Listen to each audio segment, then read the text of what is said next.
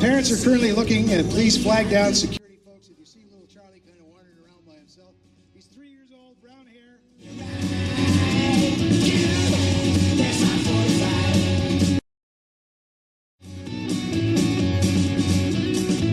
Very little runway going to be used up at all on this now. Wheels are down, and you saw that.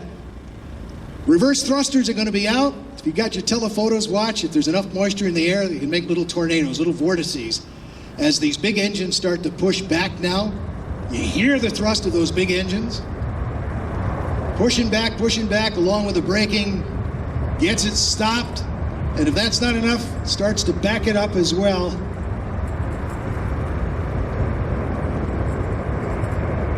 And there we go. Major Abby Slider Gromowski, pilot monitoring Major Susan Hollywood Weeks, safety Captain Chet Jasmine Miller, and our loadmaster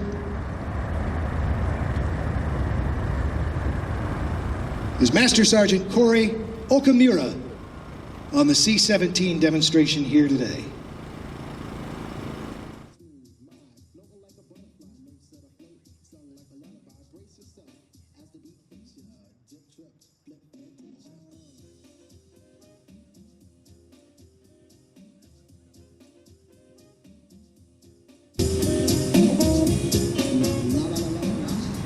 Rolling now is John COLLVER. I can't wait to tell you about what you're about to see here in a special dedication coming up. And it's a Navy SNJ, the restoration of this, but a tribute to the T6 pilots as well and our veterans. As John takes off, he's going to shake this beautiful old plane out. You're going to hear the roar of a 600 horsepower Pratt & Whitney engine. And you're going to feel it too, because that biting sound you hear and feel are the tips of the propeller blades breaking the sound barrier. Little sonic booms make it so special.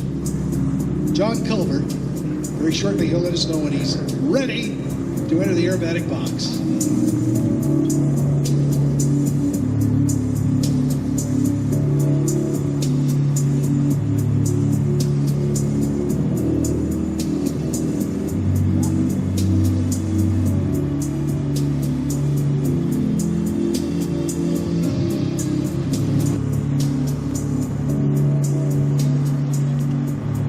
John COLLVER and War Dog, his North American SNJ, T6 Texan, and his salute to the armed forces. John and War Dog have had the pleasure of thrilling audiences across the West Coast now for 41 years. Look how beautiful the aircraft is.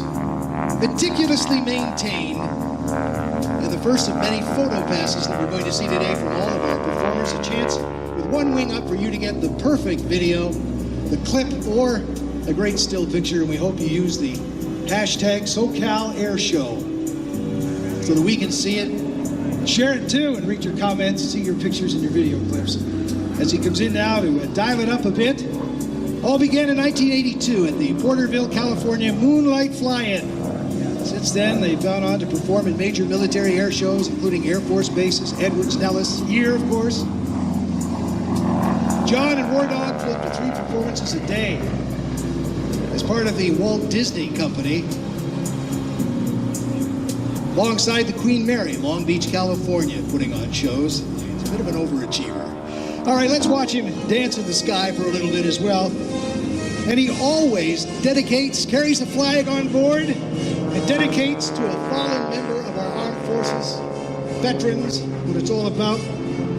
John is dedicating his performance today to a great veteran, Colonel Gary Pennington, passed away recently. He flew the last C-141 Starlifter out of here at March Air Force Base. He also served as the AIRSHOW director for many years here at March. Godspeed, Gary. This is dedicated to you, sir.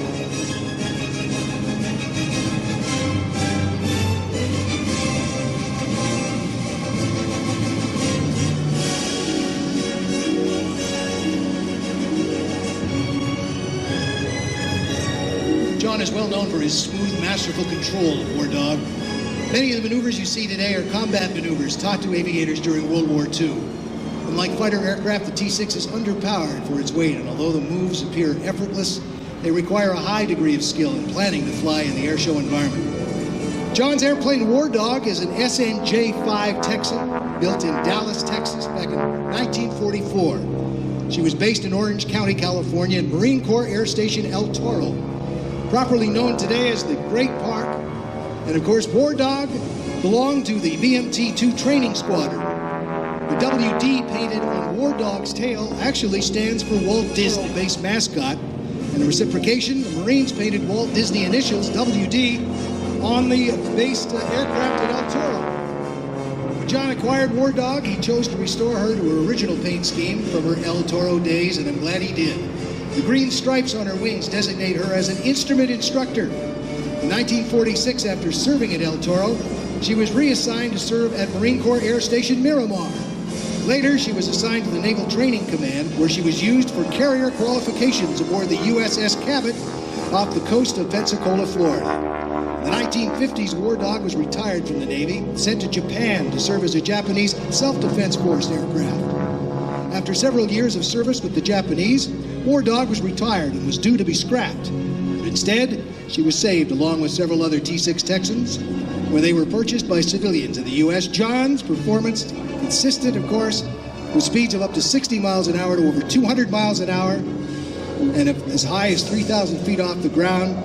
So happy to have finally acquired this airplane and fixed it. War Dog, a 600 horsepower Pratt & Whitney R1340 radial engine with a supercharger. Just a beautiful example of the SNJ in Marine Corps colors.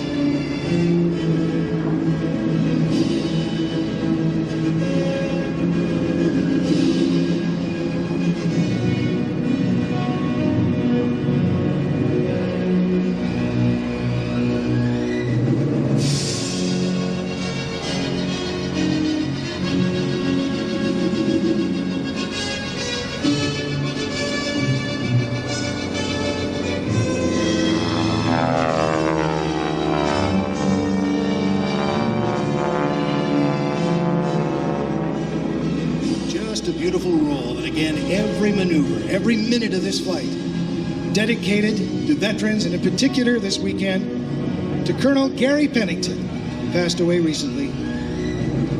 Across the way, you can see the Starlifter in the museum. We were at a function there last night. What an outstanding museum. If you haven't been yet, get it in soon. What a great facility, too, for parties and weddings and whatever else you have in mind.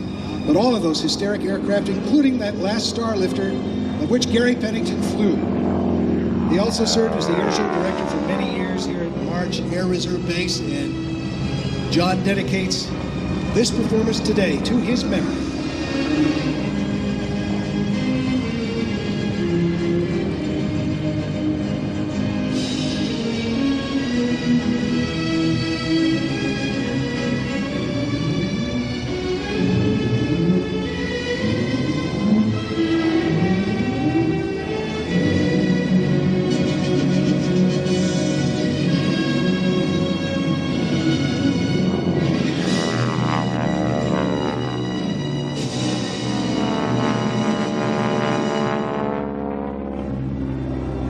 Setting up with his last few maneuvers now and getting ready to recover and hydrates.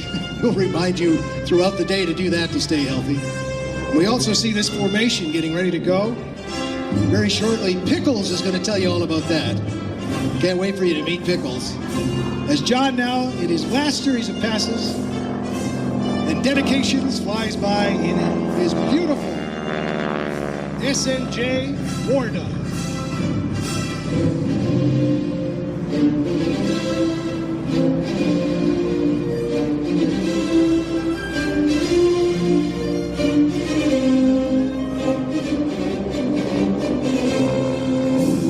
WD in the designation, as you heard, Walt Disney. And a nice tribute as the Disney Corporation designed, well, Walt himself, mascot El Toro, of course, where the plane was originally stationed.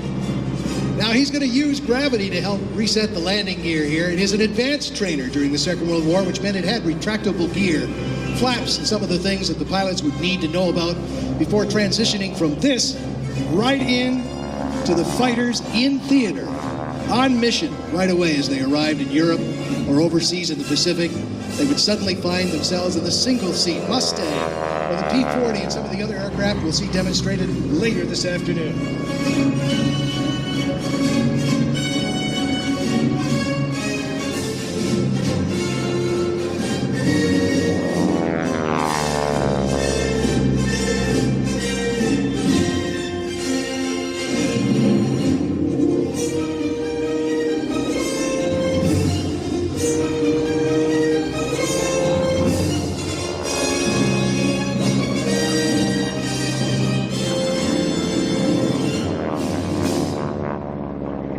John just getting ready to finish up now. We'll get him back. It's right behind the Galaxy. The largest airplane on the static display area.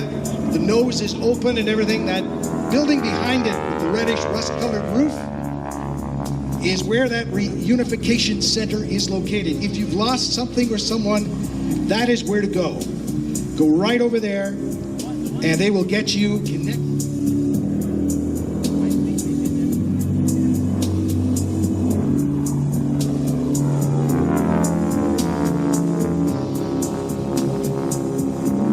When he rolls across the top, the wheels were up and now they're down. He used gravity to help get him locked down and set up for his recovery. Thank you, John.